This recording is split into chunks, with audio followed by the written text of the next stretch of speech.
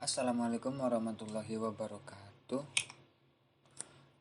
Izin memperkenalkan diri, nama saya Irsyad Murfid Kusuma dari Prodi Rekayasa Perangkat Lunak. Video ini dibuat untuk memenuhi tugas dari Pak Agustinus dengan mata kuliah Sistem Operasi Rekayasa Perangkat Lunak semester 2. Video ini berisi tentang membandingkan kelebihan kekurangan dari sistem operasi Arch Linux dan Gentoo Linux. Kenapa saya memilih Arch Linux dan Gentoo? Saya memilih sistem operasi Arch Linux dan Gentoo karena pengetahuan saya tentang kedua sistem operasi ini masih sedikit atau masih minim. Selanjutnya, kedua sistem operasi ini juga masih jarang didengar, bahkan digunakan oleh kebanyakan orang, terutama orang awam, karena kedua sistem operasi ini memiliki sedikit hal yang berbeda atau memiliki fungsi tertentu dibandingkan dengan operasi Windows yang banyak digunakan oleh orang lain. Selanjutnya, Arch Linux. Apa sih Arch Linux? Arch Linux merupakan distro Linux yang independen atau bukan merupakan turunan dari distro lain yang dikembangkan oleh Jude Vinet pada tahun 2002 hingga 2007 dan sekarang digantikan oleh Aaron Griffin 2007 hingga sekarang. Distro ini memiliki mengutamakan kesederhanaan atau dalam bahasa kerennya adalah KISS. Singkatnya dengan KISS, yaitu Keep It Simple Stupid. Dalam arti kita tidak dapat diperlakukan manja oleh distro ini, melainkan kita harus berusaha sendiri untuk menciptakan konfigurasi yang sesuai dengan keinginan kita. Mulai dari install hingga memasang desktop manager, semuanya kita kerjakan sendiri. Tidak dikerjakan oleh Arch Linux atau kita yang mengkonfigurasikan sendiri. Sejarah pengembangan dari sistem operasi Arch Linux. Geser.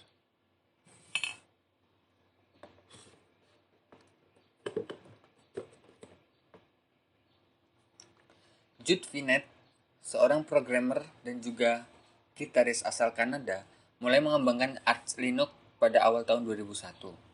Perilisan resmi pertamanya, Arch Linux atau dulu namanya Arch Linux 0.1 pada 11 Maret 2002. Terinspirasi oleh kesederhanaan dan keeleganan yang dimiliki oleh Slackware, distribusi Linux di Polandia, dan Krups mulai mengembangkan Arch Linux, namun kecewa dengan kurangnya manajemen paket pada saat itu. Kemudian Jude Vinet mengembangkan distro sendiri dengan prinsip-prinsip yang sama dengan distro tersebut. Namun ia juga menulis sebuah program manajemen paket yang disebut Pacman, yang dapat secara otomatis menangani paket instalasi penghapusan dan mengupgrade. Pada akhir 2007, Jude Vinet pensiun sebagai pengembang Arch Linux, tetapi masih berpartisipasi aktif sebagai pengembang Arch, dan kemudian ia memindahkan kendali ke programmer Amerika, yaitu Aaron Griffin alias Fracture, yang sampai saat ini masih aktif dalam pimpinan pengembangan Arch. Apa sih kelebihan dari sistem operasi Arch Linux ini? Distro ini merupakan rolling release distro. Distro yang selalu up to date, seperti distro Linux Mint, Debian Edition, PC Linux OS, dan lain-lain. Jadi, pengguna tidak perlu menunggu rilis berkala dari distro ini, karena cuma mengupdate paket-paket yang terinstall, membaca atau pengguna akan mendapatkan paket terbaru dari sistem operasi ini. Selanjutnya, stabil, jarang crash dan ringan. Selanjutnya, manajemen sistem yang lebih sederhana. Selanjutnya, dokumentasi file help di wiki yang komplit, yang kebanyakan dalam berbahasa Inggris. Selanjutnya, memperbaiki error bisa lebih mudah karena kita sendiri yang melakukan konfigurasi sistem, mulai dari awal penginstalan hingga pemasangan software, desktop, dan lain-lain. Selanjutnya, bisa lebih memahami cara kerja dan konfigurasi sistem, konfigurasi file sistem atau compile. Sebagai distro alternatif jika distro favorit kita menjadi distro berbayar. Maksudnya gratis, karena distro ini gratis, jadi daripada kita harus membeli yang berbayar, kita dapat menggunakan ini karena ini gratis. Apa sih kekurangan dari sistem operasi Arch Linux ini? Software yang disediakan pada repositori online tidak sebanyak distro Ubuntu.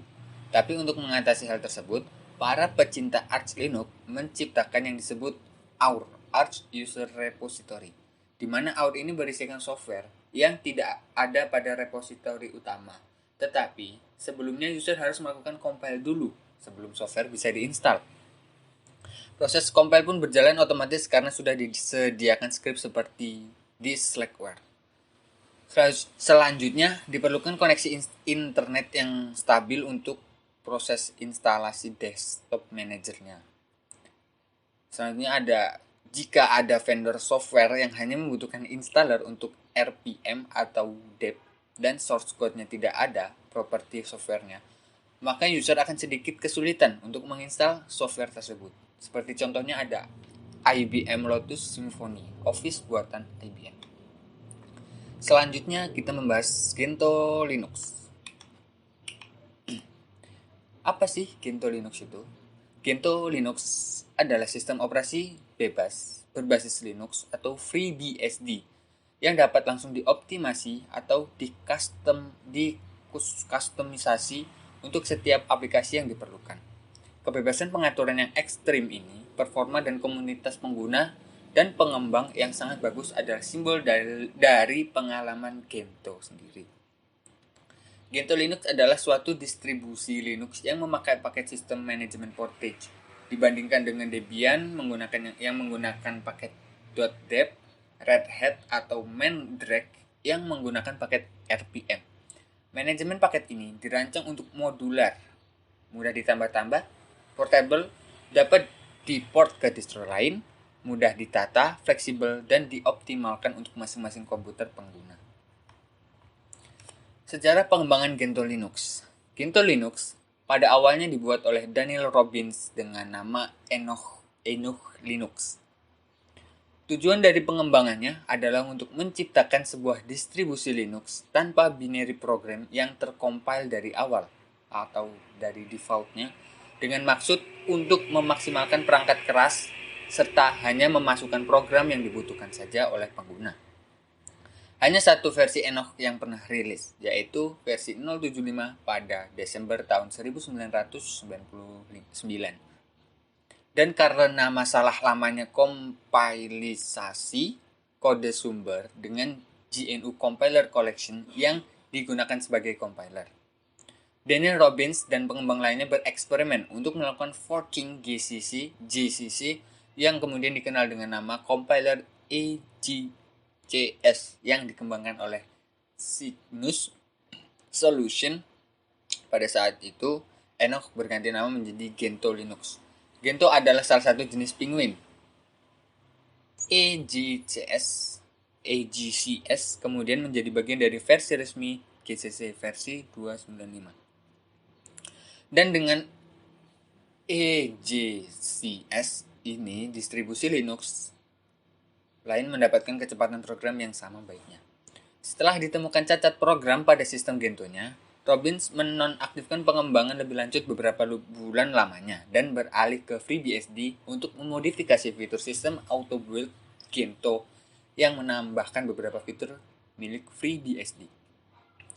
Gentoo Linux 1 versi 0 dirilis pada tanggal 31 Maret 2002. Pada tahun 2004, Robbins mendirikan organisasi non-profit Gentoo Foundation, lalu memindahkan seluruh hak cipta distribusi Gentoo-nya ke organisasi ini dan mengumumkan dirinya sebagai pemimpin proyek Gentoo Linux. Apa sih kelebihan dari sistem operasi ini? Distro Linux Gentoo menuntut dan memaksa para penggunanya untuk lebih belajar serta lebih mengetahui cara kerja sistem operasi Linux secara lebih mendalam. Karena cara penginstalan OS dan software yang tidak segampang distro Ubuntu, Fedora, atau Red Hat, atau Linux Mint, Backstrike, Debian, atau distro Linux lainnya yang lebih mengutamakan binary package. Jadi kelebihannya, pengguna dipaksa mau tidak mau jika ingin menggunakan sistem operasi Gentoo Linux ini harus paham penggunaan dari sistem operasi Linux lebih secara mendalam, seperti konfigurasi-konfigurasi yang lainnya. Selanjutnya ada setiap software yang terinstall pada Gentoo Linux bisa dikompil lalu install dari kode sumber atau source code.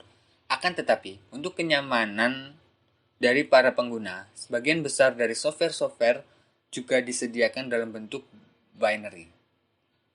Namun bagi para pengguna yang ingin menginstal software-software dari kode sumber atau source code tersebut, maka para pengguna itu akan lebih memiliki banyak pilihan sesuai dengan pilihan dan keinginan pengguna itu sendiri. Dikarenakan Gentoo menggunakan sistem manajemen portage dan sistem manajemen ini dirancang secara modular atau mudah untuk ditambahkan, mudah dikonfigurasi, dikurangkan, dan up to date. Apa sih kekurangannya? Dalam sisi desktop grafis, Gentoo Linux masih cenderung mengikuti turunannya yaitu Ubuntu. Soalnya breakdown, kurang tepat untuk server yang mission critic. Jadi, kedua sistem operasi ini memiliki kelebihan dan kekurangan masing-masing. Penggunaannya juga tidak semena-mena untuk digunakan. Jadi, itulah yang dapat saya sampaikan. Maaf jika ada kesalahan, kekurangan, saya mohon maaf. Dan saya akhiri, terima kasih. Wassalamualaikum warahmatullahi wabarakatuh.